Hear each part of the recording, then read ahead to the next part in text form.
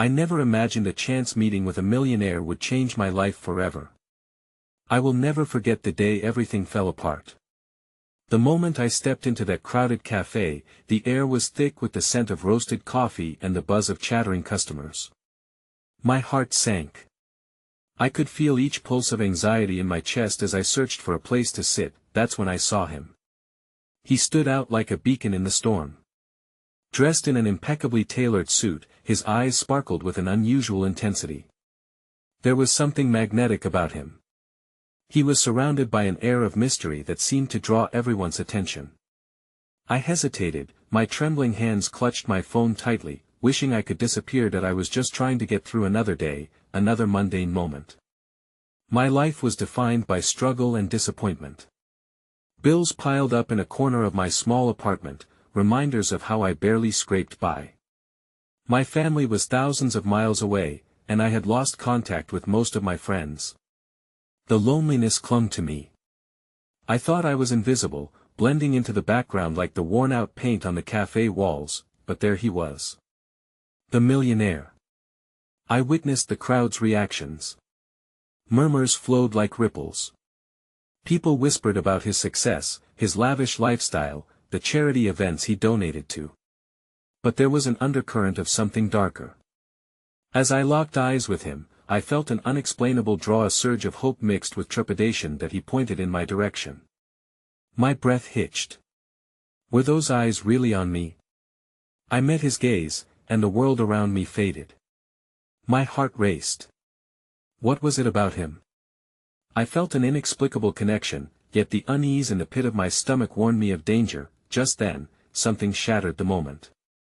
A loud crash echoed as a man stumbled, spilling a drink over an onlooker. Silence fell hard, betraying the buzz of life moments before. My pulse quickened. I glanced back at him, and he too had shifted his attention. His jaw tightened. I wondered what thoughts raced through his mind, but before I could overthink, he stood up. He looked directly at me again. "Why don't you join me?" His voice was smooth, yet there was a weight behind it. My breath caught. Could I really refuse? My heart battled between fear and the thrill of possibility. I glanced around. Anxiety swirled. What if this was a trap? In that split second, everything shifted. I was faced with a choice that held the power to reshape my future. Could I trust this stranger? Or would I walk away from the first glimmer of hope I had felt in months? Hey, before we continue with this amazing story, I need to give you an important heads up. Many subscribers have reported that YouTube unsubscribed them without warning. Take a quick second to check the red button below to make sure you're still subscribed to the channel. I'd hate for you to miss any of the exclusive content coming soon. And while you're there, smash that like button, it really helps me out with the algorithm. Oh, and tell me in the comments, which city are you watching from? I love getting to know every amazing person who's part of this community. Your participation makes all the difference. Let's connect. I sat frozen, rooted to my chair, heart hammering in my chest like a caged bird desperate to escape. The crowd seemed to hold its breath, waiting for my response, and the weight of their stares pressed down around me. Questions echoed in my mind, taunting me. What did it mean to join him? Could I afford to open my heart to a man so seemingly far removed from my world? His gaze was unwavering, full of a curiosity that felt oddly reassuring yet unnervingly intense. Was he genuinely inviting me to sit with him, or was I about to step into an elaborate trap? I had spent so long building walls around my vulnerability, and now I was faced with this golden opportunity that threatened to unravel everything. Several deep breaths later, I stood, the decision made before I had fully processed it. I walked towards him, each step punctuated by the pulse of my anxiety. As I approached, he offered a small, warm smile that melted some of the ice in my heart.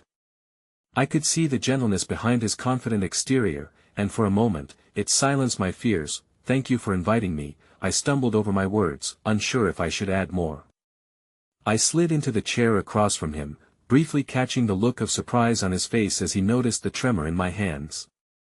It was both alarming and exhilarating to be this close to someone so captivating. "That I am Alex," he introduced himself, his voice smooth as silk. And you are, Lila, I replied, forcing myself to maintain eye contact, to break free from the cage of my insecurities. Lila, he repeated, and somehow, it felt significant, almost beautiful. Tell me, what brings you here today? What could I say? That I stumbled into this cafe just seeking a moment of warmth? That I was trying to escape the weight of my life? Instead, I found myself talking about my work, a series of uninspired jobs that barely paid the rent. I expected him to look bored or pitying, but his eyes stayed locked on mine, filled with a genuine interest that encouraged me to speak freely. So, what do you dream of? He asked, his gaze softening, as though he had stripped away all pretense. I hesitated. Dreams felt like a luxury I couldn't afford. But in this moment, something flickered in the depths of my heart, a small ember waiting for a breeze. That I dream of traveling, I found myself admitting, the words tumbling out before I could catch them. Of finding a place where I belong, where I'm not just standing in the shadows. A flicker of understanding passed through his eyes. You know, sometimes the shadows are just as important as the light, because they tell you where you've been. But you deserve to step into the light, Lila. His voice was earnest, leaving me momentarily breathless. I could sense a deep wisdom, buried beneath his polished exterior. As the conversation flowed, it felt more like a dance than an interrogation. Moments of laughter punctuated the heaviness in my heart, lightening the weight of my reality. But amidst the comfort, a new fear crept in. What if this was just a fleeting spark in the dark? Before long, the cafe began to empty, the atmosphere shifting as evening settled in.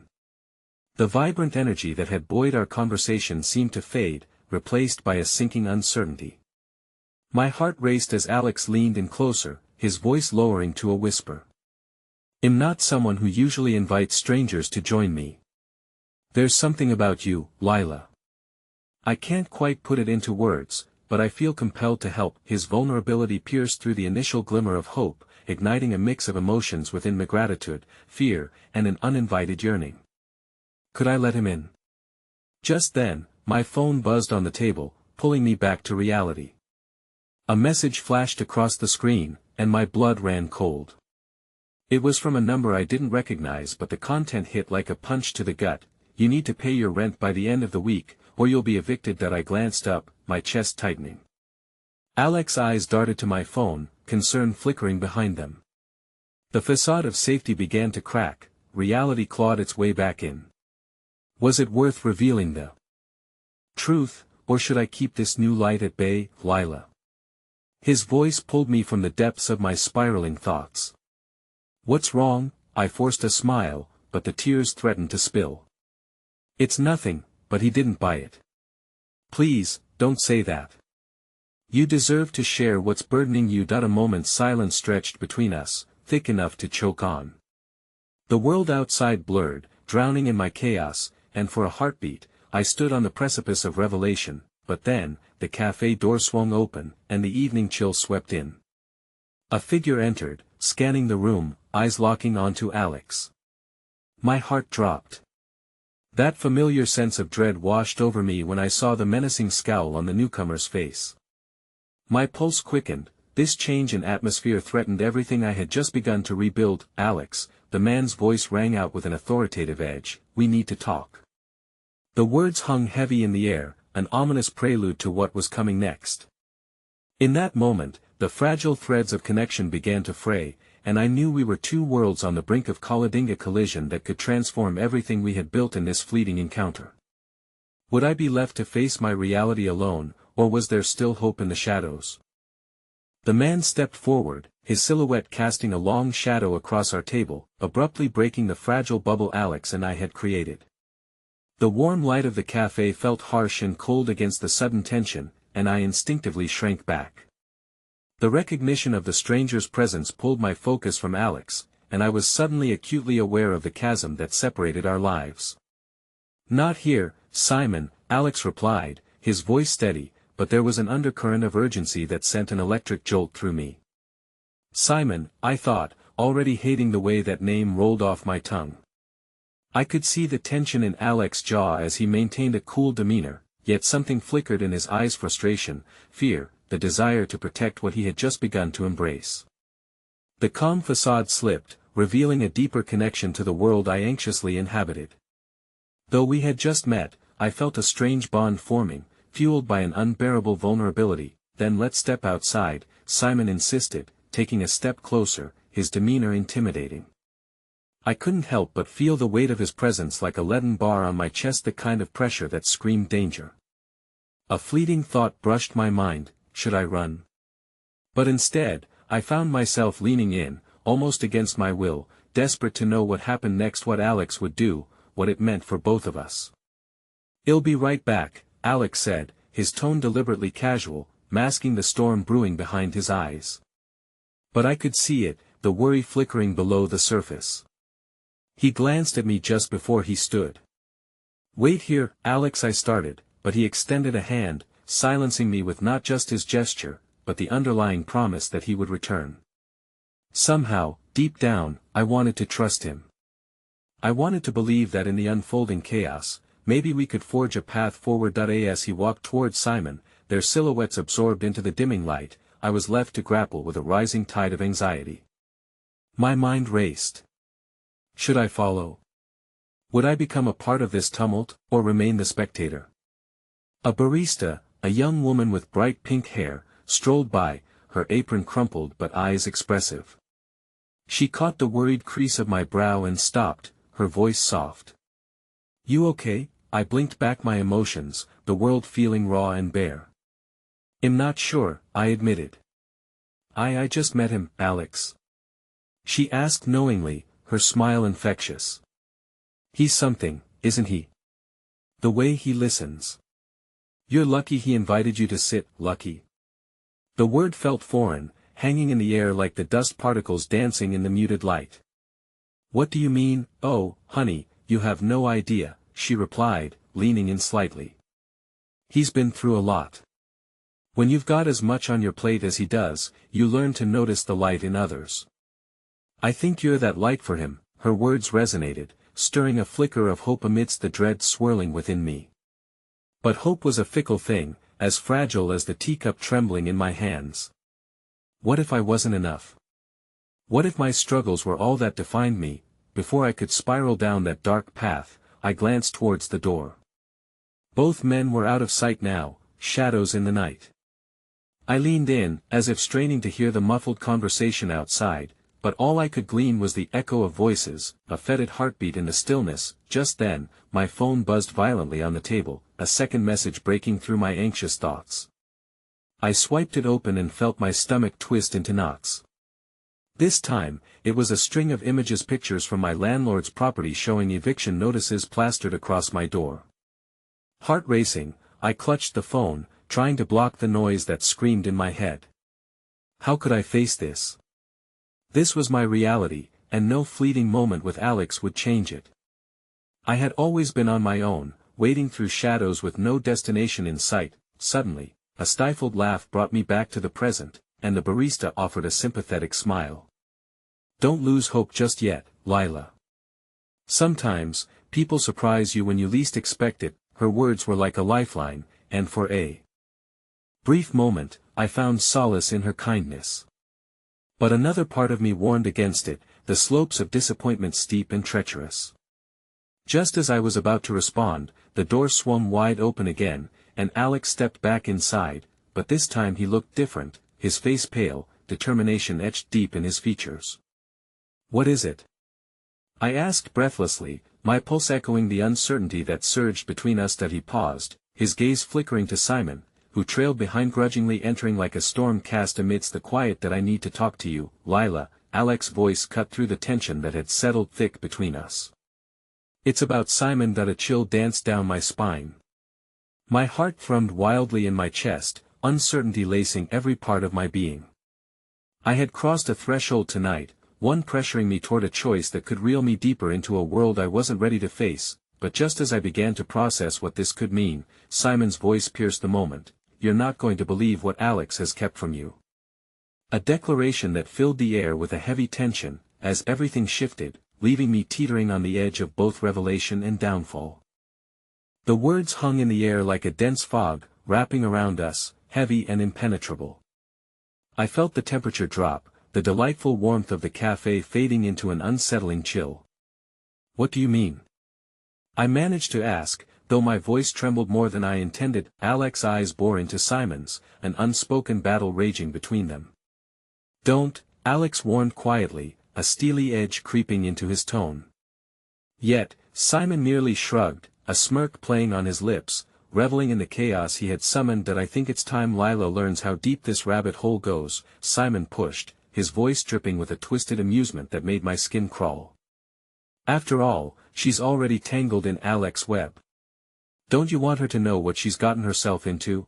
I turned my gaze to Alex, searching his expression for any sign of truth or reassurance. What is he talking about? I asked, my heart pounding against my chest like a trapped animal. For a brief moment, Alex's facade cracked, revealing the raw vulnerability beneath. Lila, it's complicated, he began, the fervor in his voice evident. But trust me, I never intended to put you in a position where you would be dragged into this. Dragged into what? I felt my world tilt, the ground beneath me slipping away, a harsh irony in the word trust echoing in my head. The warmth I had felt moments before was being eclipsed by a growing dread, gnawing at the edges of what little hope I held on to. Before Alex could respond, Daniel continued. You really have no idea what you're stepping into, do you? Alex comes from money, a whole world you'll never understand. He gestured dismissively, as if the life he described was merely a toy to be cast aside. We're talking about decisions that affect livelihoods, even lives. You're just another distraction for him. Those words hit me with the weight of a sledgehammer. Distracted? I was a series of unfortunate circumstances personified, desperately clutching at straws of normalcy. Is that true? I demanded, my voice stronger than I felt. Are you using me? No. Alex's voice cut through the air like glass shattering. It's not like that.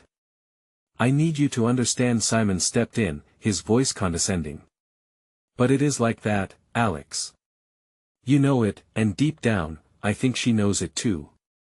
What's she going to do when the glitter starts to fade? I took a step back, my emotions cascading in waves. All at once, the blissful moments we'd shared felt tainted, like fragile autumn leaves curling under a sudden frost. The reality of my situation clawed at me, reminding me of the eviction notice burning in my pocket. Am I just a project to you? Something to fix? Alex's face darkened, an anguish spilling into his features that pulled at my heart, but I had become a fragile thing myself, not a light, a burden. You're so much more than that, Lila, he said, his voice raw, trembling as if pulling at the barely tethered threads connecting our lives. But I can't let Simon manipulate this. Please trust me. The word trust echoed painfully in my mind again, haunting me. Could I trust him? In this swirling tempests of revelation, the past hung heavy on my heart. I wanted to believe him, but my history had taught me the hard way. Trust was the currency of the foolish. Just as silence fell, heavy and suffocating, a familiar face walked through the dormy landlord, his expression carved in stone. My stomach clenched at the sight of him. I could hardly breathe. He barely glanced at me and moved past, approaching the barista, his voice a harsh whisper, but I could see her flash uneased at I. In that moment, I could sense a pivotal shift, an answer ahead flickering through the haze of confusion that clouded everything. Is that why you've been so distant? I said to Alex, my voice breaking slightly. You knew this was coming? You were hiding? No. He insisted, reaching out for me, but I stepped back instinctively, my mind racing. I was trying to figure it out. For us, but it's not just for us, is it? I bit back, each word harder to breathe out than the last.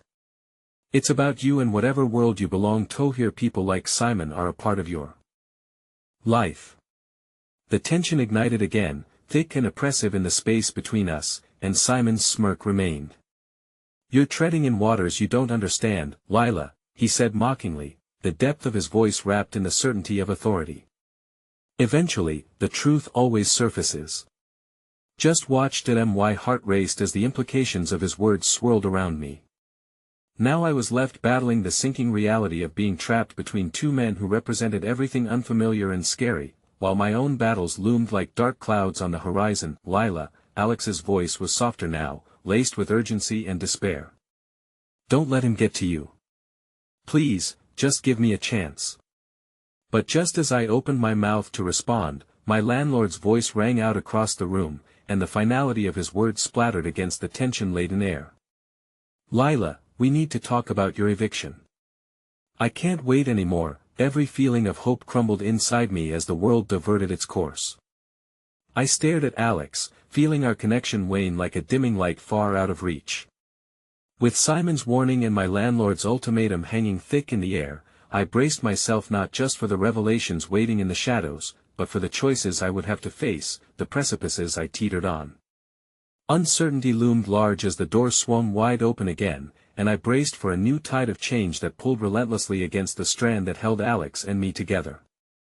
The cold air rushed into the café, a harsh reminder of the reality I was trying to escape. My landlord's words echoed in my mind, mingling with Simon's taunts and Alex's desperate pleas. My heart felt heavy with the weight of impending decisions, the fight within me growing faint. "Lila," Alex stepped forward, his voice cracking. "Just a moment, please." The intensity of his gaze anchored me for a heartbeat, filling the space with a lingering warmth that momentarily shielded me from the storm brewing around us. But the chill of my landlord's ultimatum cut through, penetrating the fragile peace that I couldn't bear to look away from Alex, the flicker of hope in his eyes urging me to trust him, to believe that our connection transcended the chaos. I just need answers," I finally whispered, feeling the panic rise like bile in my throat. "If this is your world, then how can I be a part of it? How can I believe anything you say?" "It's not just my world," he insisted, his voice grounding, a lifeline cast into turbulent waters. "It's ours. But I need you to stand with me. We can face whatever comes together." His words clung to me like a blanket in a storm, sheltering but just as suffocating. "And if we can't survive this?" I found myself asking, the vulnerability hanging painfully in the space between what we wanted and what loomed over us. Before he could respond, my landlord approached, every step hard and deliberate. "Lila, this isn't a game. If you can't pay the rent by the end of the week, your doors will be locked." His eyes pinned me, merciless, and for a moment, I felt the world tilt completely off its axis. A sudden wave of anger surged through me, igniting a fire I thought had long been extinguished. "You know what? This isn't just about money. You can't treat people like they're disposable," I spat back, clenching my fists as I fought to hold on to the embers of my dignity. "Save it, Lila," he barked, unfazed. "These are the stakes. I won't keep your place open for a charity case." As he turned to leave, Alex moved forward. "Wait." His voice sliced through the tension. "How much does she owe you?" The landlord hesitated, his eyes narrowing. 2 months of rent. "You can't bail her out, Alex.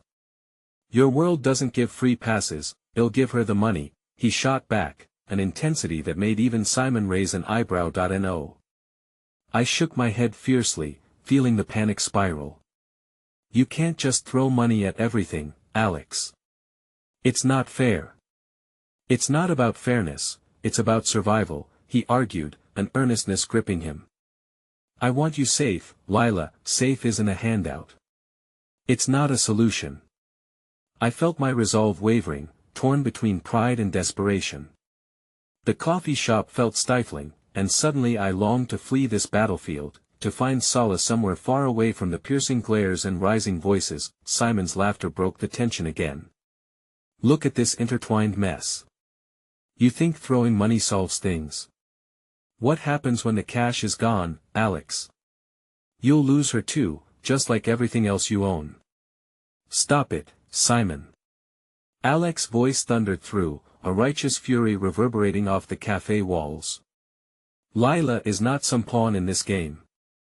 But the truth stung like a slap. I wasn't just a pawn, I was a tangled web of debts and scrutiny, and for the first time, I was acutely aware of it. I turned away, glancing at the barista, who looked back at me, her eyes full of sympathy but helplessness too. In that moment, a stranger walked through the door, escaping the rain, the cafe filled with a ripple of energy as he shook off water from his coat. But the weight of my emotions had forged a disconnection. Distantly, I recognized the man James, the local volunteer coordinator, someone who tackled problems like a lion facing a battalion. Lila, he exclaimed, making his way toward me. I've been looking for you. The warmth of his presence felt like a sunbeam breaking through clouds, offering a glimpse of hope I desperately longed for. What? I responded, heart racing, both from surprise and confusion. I heard about your situation. I wanted to see if you were okay.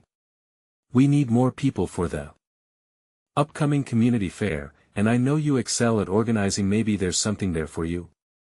The sudden shift in focus was like a lifeline thrown into turbulent seas. But it pays, he interrupted gently, understanding dawning in his expression. Not much, but it could cover the basics at least for a while, give you time to breathe. Tears brimmed in my eyes, a heady mix of relief and fear. But I hesitated, caught between the chaos of my current circumstances and the tempting threat of hope James offered. Lila, Alex's voice softened as he stepped closer, his gaze unwavering. What do you want? I stood frozen, torn between the knight in shining armor and the implosion of a life rapidly unraveling.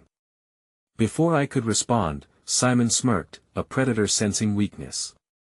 Make your choice, Lila. What happens next could very well decide everything. Fractured thoughts raced through my mind as I looked from Alex to James, the heavy burden of uncertainty weighing down my spirit. As the cafe dropped into a hush, the weight of my dilemma stretched painfully between each heartbeat. A choice was begging to be made, and the clock was ticking.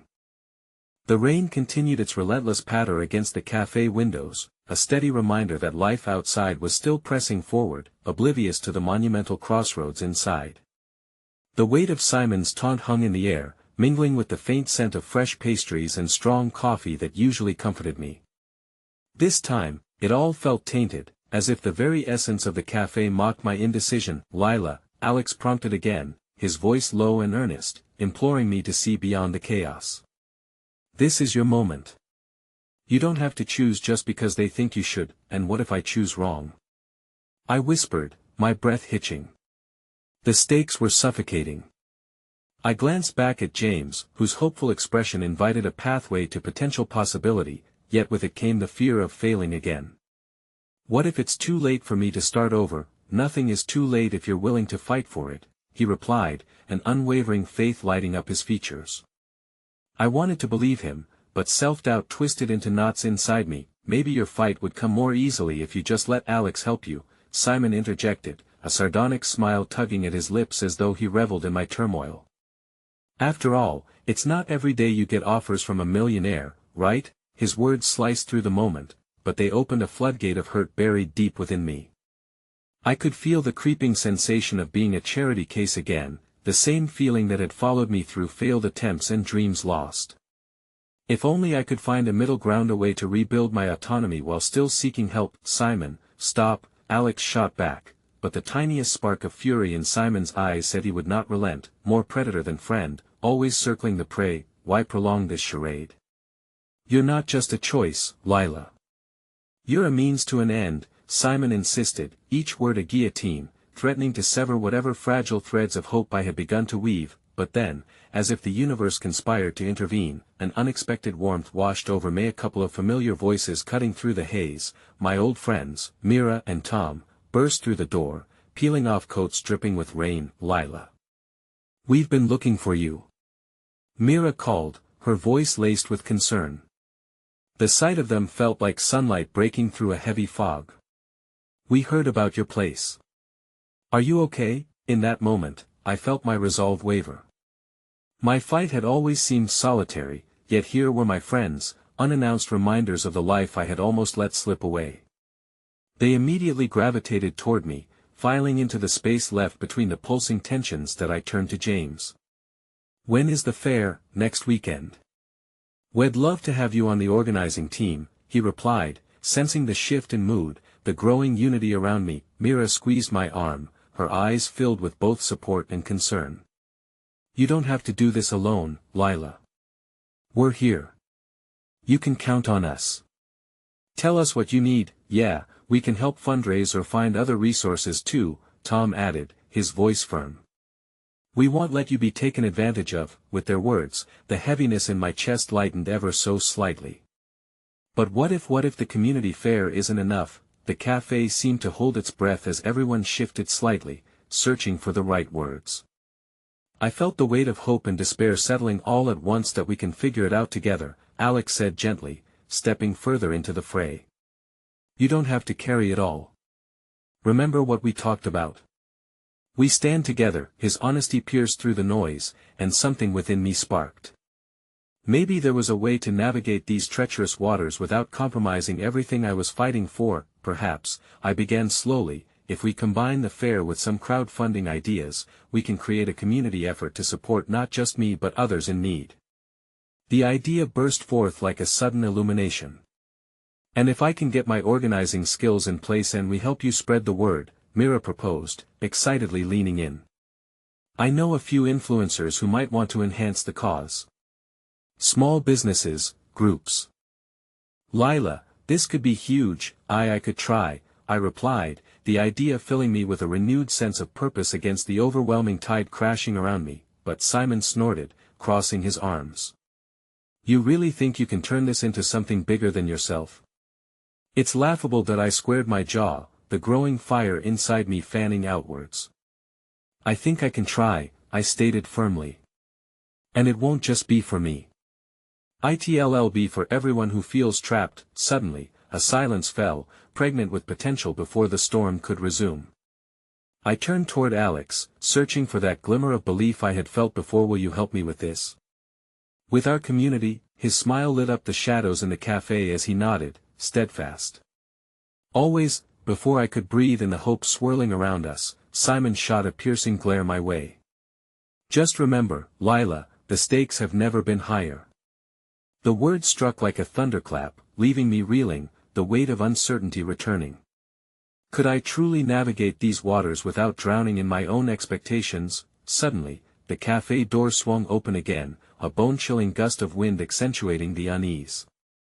I turned, my heart racing, just as an unfamiliar figure stepped inside, locking eyes with me, a look of recognition and an expression I couldn't quite place. "Lila."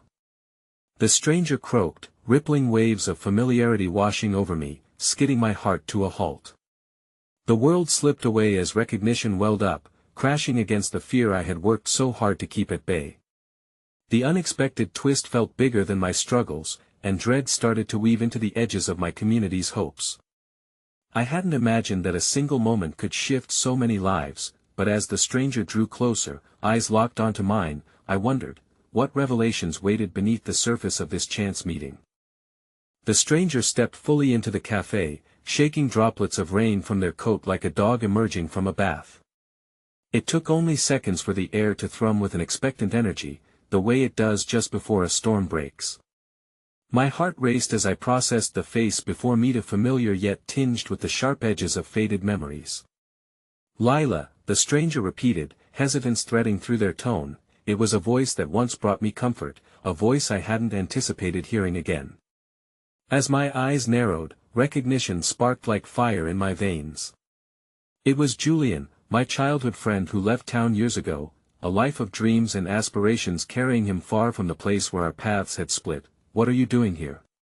I managed, trying to suppress the whirlwind of emotions threatening to spill over.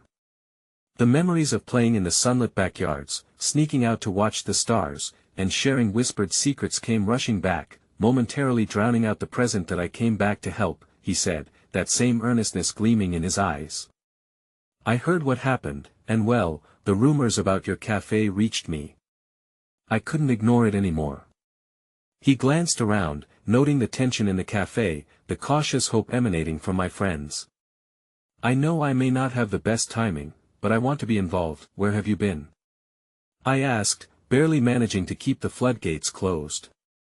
"You just disappeared." "You left without a word," I added, bitterness clinging to my voice like a shadow. It felt like an accusation wrapped in sorrow, impossible to untangle.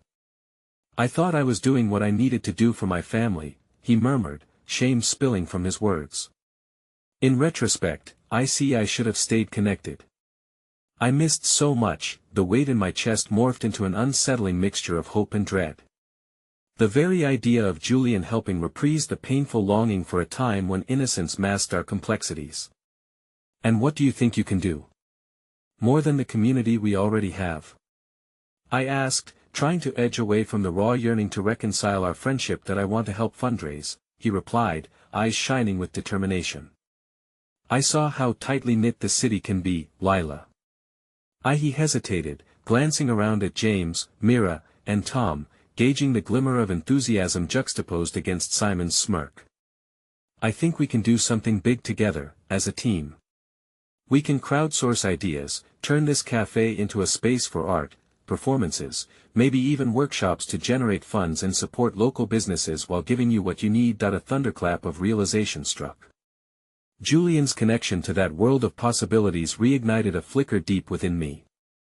I remembered how hard we had played at dreaming, at believing that our ideas could change the world even if just our tiny corner of it.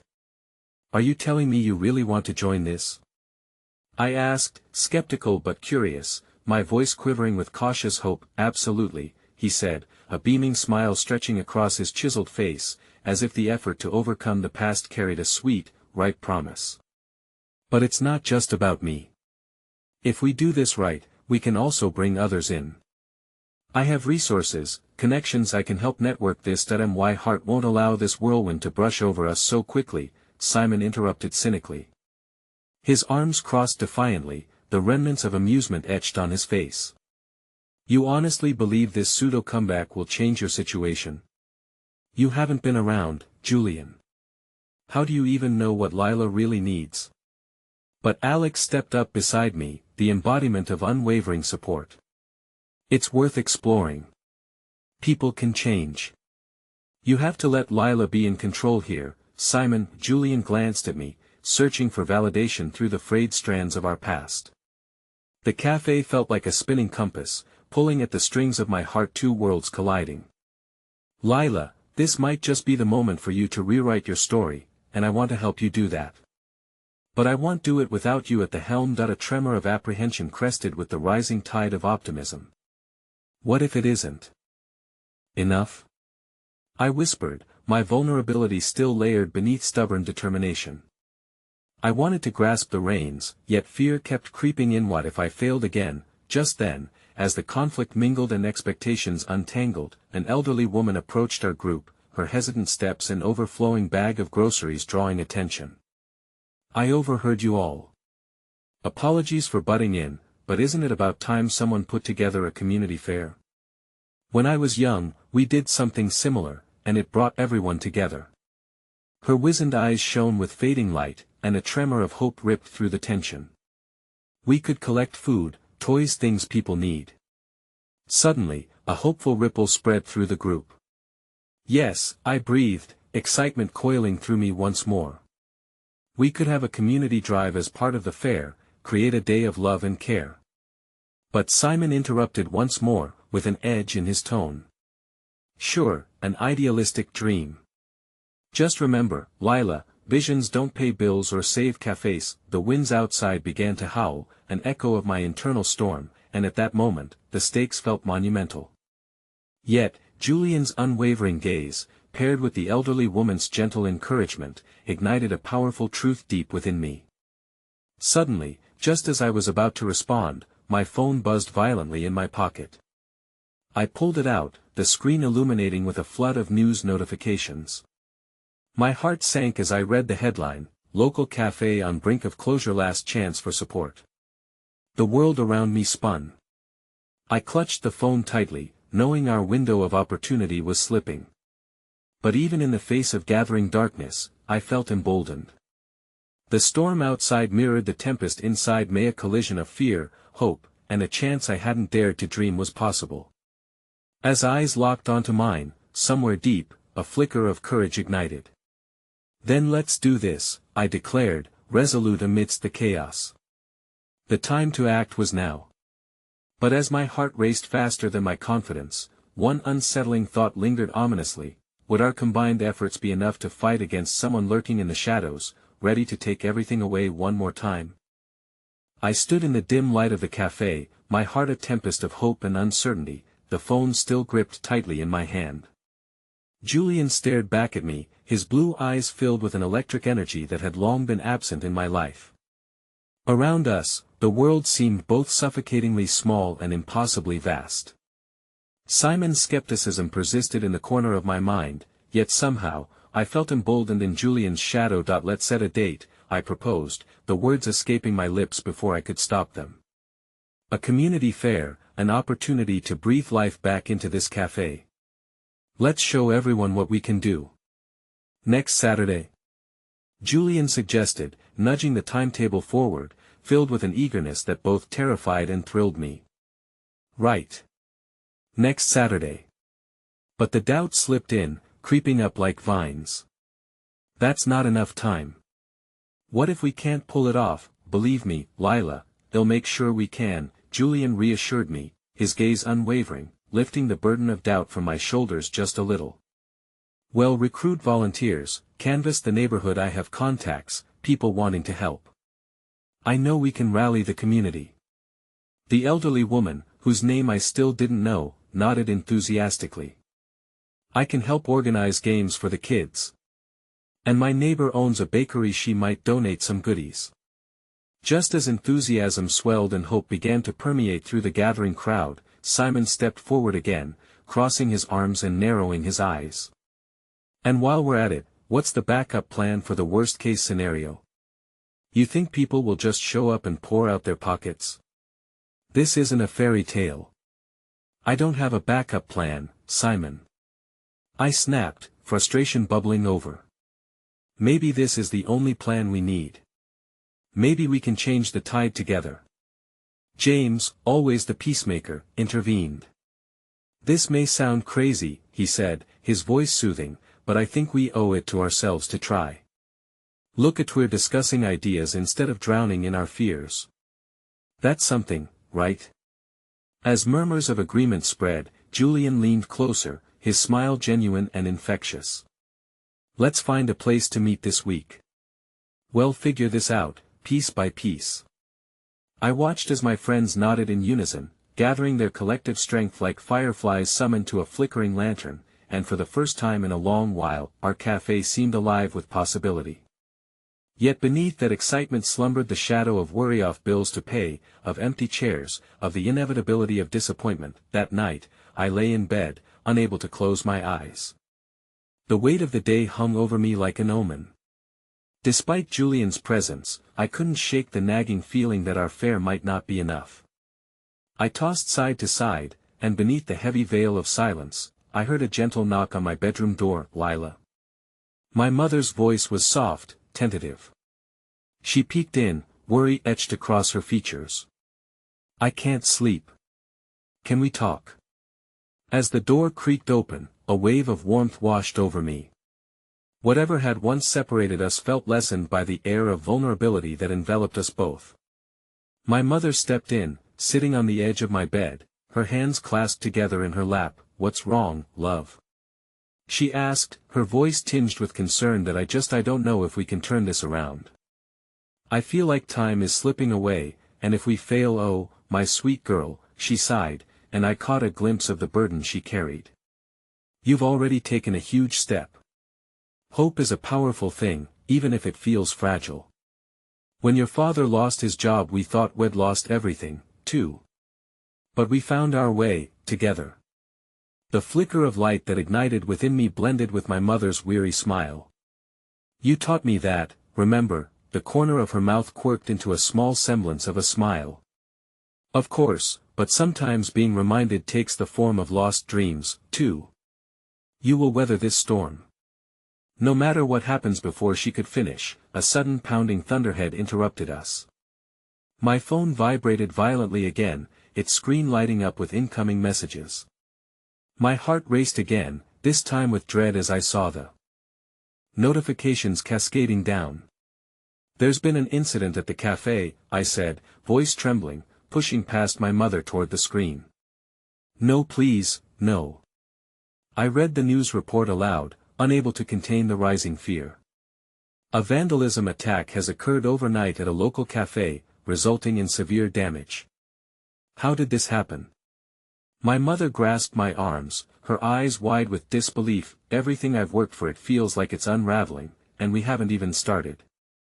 I felt a lump forming in my throat as despair flooded in, despair intertwined with the inkling of raw panic.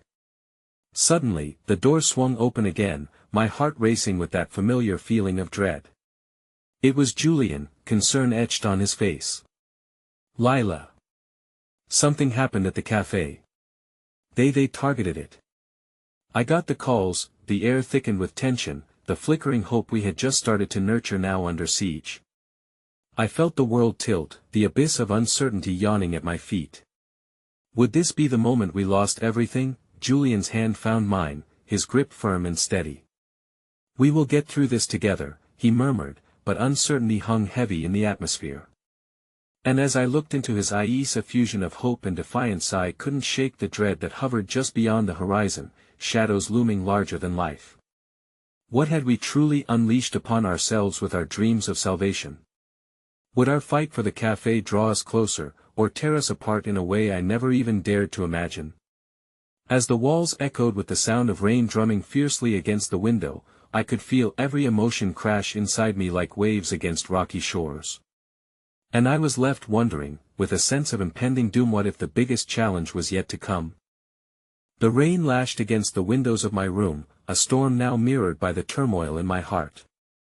Julian's hand still clasped mine, yet his grip felt heavier with unspoken fears.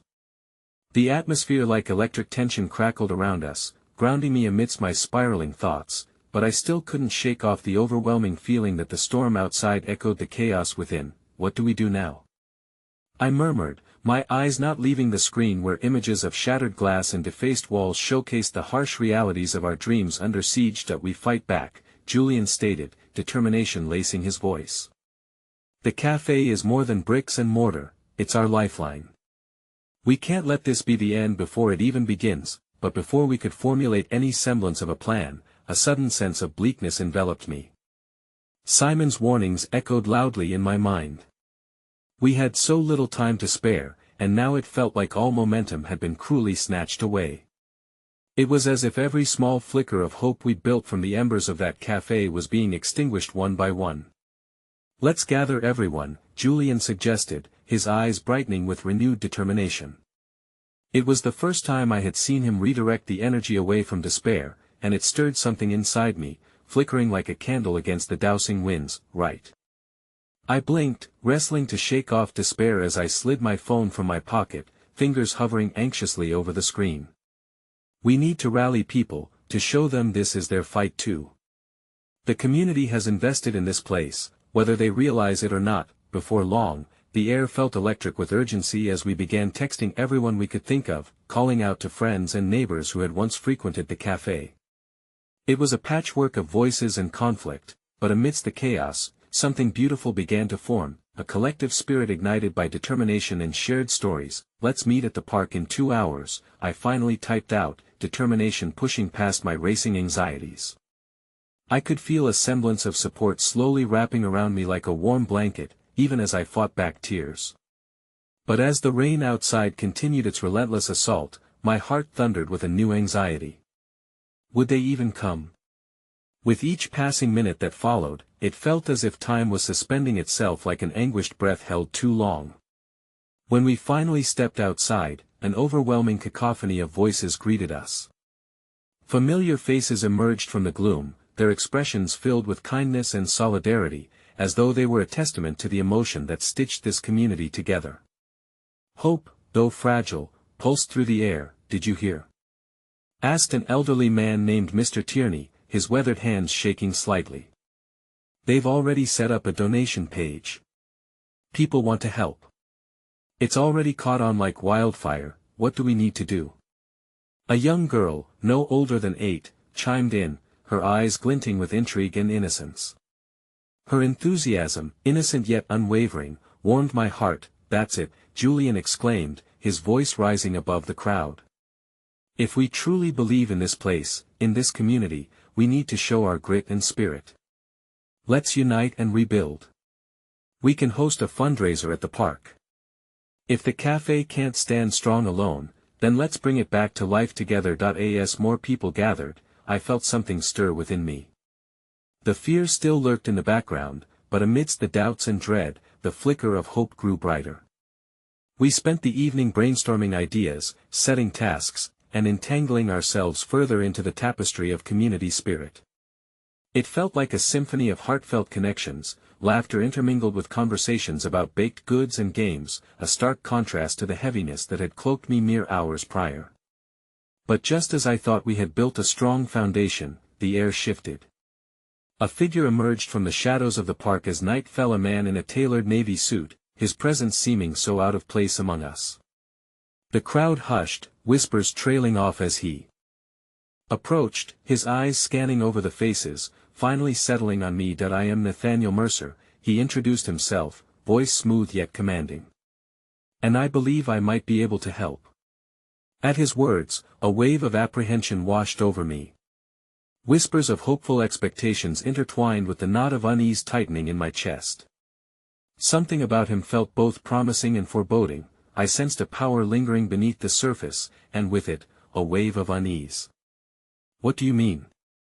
I asked, my voice wavering despite the conviction I fought to uphold that I can provide funding, support. He gestured toward our makeshift gathering with an air of distinction. "But he'll expect something in return." The warmth of the evening darkness felt cold suddenly, shadows grazing against my skin as I battled through the rapidly spinning thoughts. What was this man truly offering? And what were the terms of his generous overture? As I turned to look at Julian and saw the questions mirrored in his eyes, I couldn't help but feel the walls of uncertainty closing in around me again. We had gathered in unity, armed with hope, yet here stood a figure that could tip the scales, unraveling the very fabric of what we were trying to protect. In that pivotal moment, I sensed we were standing before a fork in the road, and every path forward loomed precariously ahead. Would we accept this uninvited aid? Would it bring us salvation or lay bare our dreams to the winds of opportunism? As I caught Julian's gaze, the tension was palpable, and the rain tapped in rhythmic urgency around us. I knew that the real storm had only just begun. The park was aglow, casting a soft light over the faces of my community gathered like stars stitched together in the night sky. Their presence felt like an anchor, yet a new tempest brewed with every word Nathaniel Mercer uttered, sending shivers through me. The warmth and hope we had just ignited seemed insubstantial against the chill swirling in the air from his proposition. His confident posture carried an undercurrent I was unequipped to navigate, one that hinted at a world wrapped tightly in silken promises, but lurking behind were threads of expectations I couldn't grasp. "Let's hear what you have in mind," Julian replied, a coolness in his tone masking the apprehension reflected in his eyes. He was protective, standing by my side as the whispers faded into expectant silence. It felt strange, to be standing in the limelight of a choice that carried the weight of our community and my hopes. "What do you expect from us in return for this support?" Nathaniel remained unfazed, a charming smile playing on his lips as he surveyed the gathering. "It's simple, really. I can ensure that the funds you raise will sustain the café, help it thrive again, just as I know it can," he said, leaning in as if sharing a secret. "In return, I require a seat at the helm, a say in its operations. Collaboration, if you will. Imagine merging your vision with my resources." His proposal echoed like a siren's song, a combination of intrigue and inevitable danger. The murmurs that rippled through the crowd felt like a warning, one I was reluctant to hear. The caveat lurked behind his honeyed words, biding its time like the shadows that silently encroached upon us. "What does that mean exactly?" I asked, my voice steadier than the storm within. "What will you want from our community?" "I want to elevate it," he replied, his eyes narrowing slightly but glimmering with force. "Expand beyond a simple café. We can create a multifunctional hub, maybe even host events, leverage social media influence." Each phrase dripped with a veneer of urgency, but the implications caught like thorns. With our struggles writ large, woven from the fabric of our lives, I felt the walls tightening against my chest. Did we want to sacrifice our control for a dream that might drown under someone else's vision? And if we say no? Julian challenged, his protective spirit unwavering, yet I sensed his internal conflict bubbling just beneath the surface. "Then you risk losing everything," Nathaniel replied smoothly, casting an unsettling glance over our crowd. "You think people will show up for a bake sale? They want spectacle, something that grabs their attention, something that's associated with power. The silence was palpable, a testament to the weight of our shared dreams hung between every beating heart in the park. I looked into the eyes of those gathered there, hopes slowly flickering with doubt. Memories of laughter, vibrant bakery smells wafting through conversations filled with warmth. Those moments had created footprints of community deeply etched in everything we aspired to. Glancing at Julian, I held tightly to the tether of our intertwined hope, the whispered connection forged through memories of childhood whimsy and kindred spirit. "Let me ask you this, Nathaniel," I finally said, voice resolute. "What if we decided to roll with our ambitions on our terms? We carve our path, we organize our fare, our drive, our collective creative projects. If we can funnel hope into tangible action, why even consider your terms?" Nathaniel's smile shifted, a flicker of something darker flashing across his features. "Because ambition requires elevation, Lila. This isn't just about you or the cafe, it eventually becomes about the kind of legacy you wish to leave." "Maybe we don't want that kind of legacy," I countered, fierce determination coursing through me against the hollow sounds of Simon's laughter. "Maybe we want truth rooted in our community. Building something together, from the ground up, rather than offering scraps to the highest bidder." The passion bubbling within me ignited each word like a pure spark. The crowd's tension shifted as the murmurs grew louder. Nathaniel sensed the tide turning. He stepped back, momentarily cooling the fervor coursing in the air. "You're brave, Lila," he conceded, though a trace of condescension snuck into his tone. "But idealism doesn't pay bills or secure futures, neither do empty promises and a loss of voice," Julian interjected, his protective instincts firing back. "What we build together is what matters. It's about what we nurture in our community, the importance of solidarity. What could a fairy tale really yield?" Nathaniel challenged, glancing around the crowd, waiting for an answer, waiting. But something had shifted, the once infused energy had sparked. We were a tapestry, ready to thread a new narrative without fear of tearing at our own foundations. "Let's come together," then, I addressed the gathered friends and neighbors, my heart swelling with renewed hope. "Let's build from the ground up, carving out every inch of this cafe as a beacon of our lives, interwoven stories that breathe life into our dreams." The energy erupted, one voice surged onward, and another followed. "We will create a festival." One shouted. "Talent shows. Local vendors. Games. We can unite and create a true sense of family," came another. Each voice rose like a chorus, as ideas flourished in the air. The dream began layering once more, unfurling into something magnificent. A chance to show how much we care. Nathaniel stood there, silence enveloping him, the tide had shifted dramatically against him. "You think this will cultivate real change?" he challenged, disbelief etched on his face. "You think you can thrive outside a business empire?" "I don't need wealth to build something important," I replied, voice strong, feeling my heart resonate with a power I hadn't quite understood until now. "I have my community. We'll forge a path in our vision, infused with love and perseverance, not profit margins." The crowd roared, the sounds undulating feelings of camaraderie that soared through the night in waves. Nathaniel, cast aside by our warmth, stepped back, his confident demeanor faltering, but I refused to release my gaze. As his figure receded, the laughter and ideas thrummed alive, weaving the very fabric, stitching together, every hand reaching toward the heart of community. And in a heartbeat, I felt the truth burrow deep within. There was nothing more powerful than the bonds we shared. As the night stretched on, the darkness faded, and somewhere amidst the quivering uncertainty and burgeoning excitement, I tasted the sweetness of hope once more. The rush of possibilities pulled me forward, lending clarity. Now, we were together, no chains of doubt binding us, no whispers of broken promises trailing behind.